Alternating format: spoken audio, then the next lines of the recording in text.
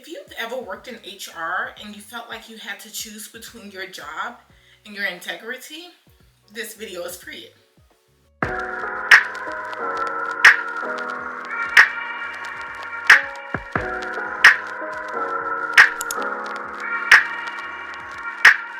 If you've ever worked in HR and you felt like you had to choose between your job and your integrity, this video is for you.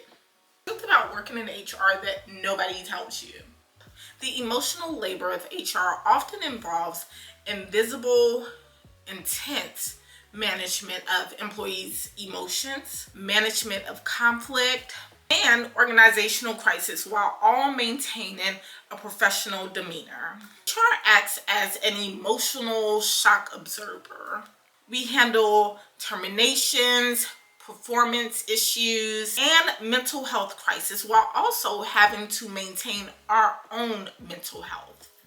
This can lead to high rate of burnout, exhaustion, and in some cases, mental health crisis. We also manage high-stake crises such as layoffs, restructuring, and sensitive employee relation issues, which we also have to maintain the highest level of confidentiality, while also maintaining our own emotional regulations.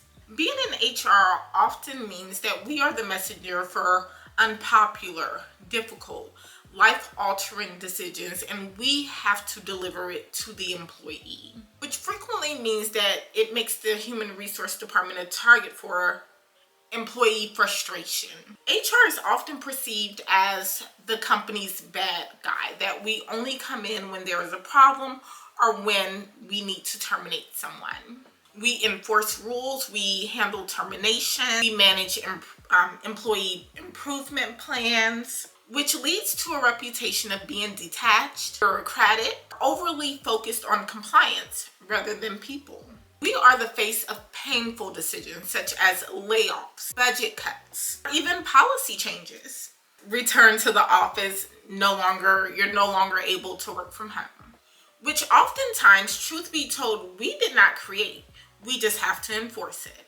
Employees often view HR as punishers, or disciplinaries, or informers who punish staff for infractions rather than being supportive to employees. The biggest misconception of HR is that we're only there to protect the company and not advocate for employees. We are also often looked at as an obstruction, which prevents hiring, slow down promotions, or even the simplest requests. Trust is frequently broken between HR and employees when sensitive information is shared.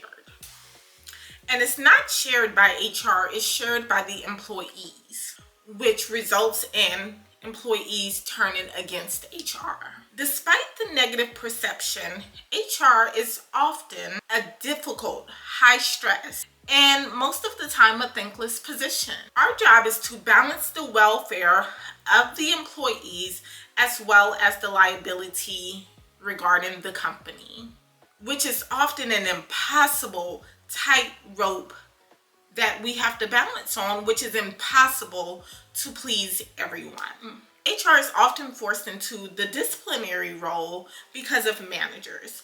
Managers are refusing to take responsibility for performance issues, forcing HR to step in and be the bad guy. Many HR professionals act as emotional counselors to employees. We manage difficult conversations, and most importantly, we prevent conflict and crisis in the workplace. The emotional toll of managing crisis and being hated in the workplace can take an emotional toll on HR professionals, which eventually leads to burnout. Nearly half of HR professionals report that their profession leads to their mental health crisis. HR burnout is real, and it's documented by chronic, high stakes, emotional labor, heavy workloads, and the pressure of balancing employees and advocating for them, as well as minimizing companies' liability. Since 2020, HR professionals have dealt with a many of crises, from remote work to layoffs, leading to high rates of exhaustion, emotional fatigue, and in 75% of cases, just plain out feeling drained. We often act as an emotional sponge. We deal with employees' complaints, trauma, their conflicts with their managers, as well as with their peers. We navigate constant changes, from returning to work to severe staff shortage, from employees not wanting to return to the office. We're stuck between employee needs and leadership expectations, which we often have to make decisions that are unpopular.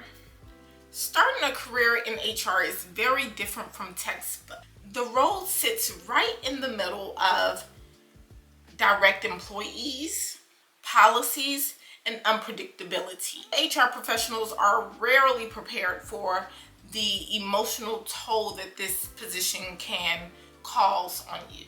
The in-between moments, the urgent situations that need immediate attention, as well as the on-the-fly decision making. We must remember that we are not friends with the employees. We are often put in between the middle of employees and the management, which lead to distrust on both sides.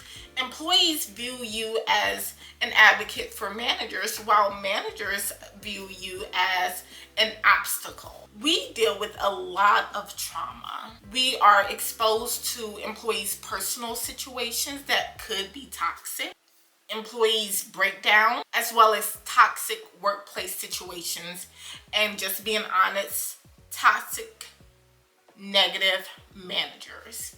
New HR professionals should focus on building relationships with employees across all of the department. You should quickly master processes and procedures, and also familiarize yourself with employment laws. Focus on understanding the organization's bottom line. Use data to justify your initiatives that you're trying to push for your organization. Foster empathy in all employee interaction. Seek mentorships with professionals that have been doing this for years. Embrace technology. Embrace technology, and most importantly, remain adaptable. Things change all of the time. These are some hard truths that you should know before getting into this profession that no one is talking about. If you enjoyed this video, stay tuned. More HR videos to come weekly.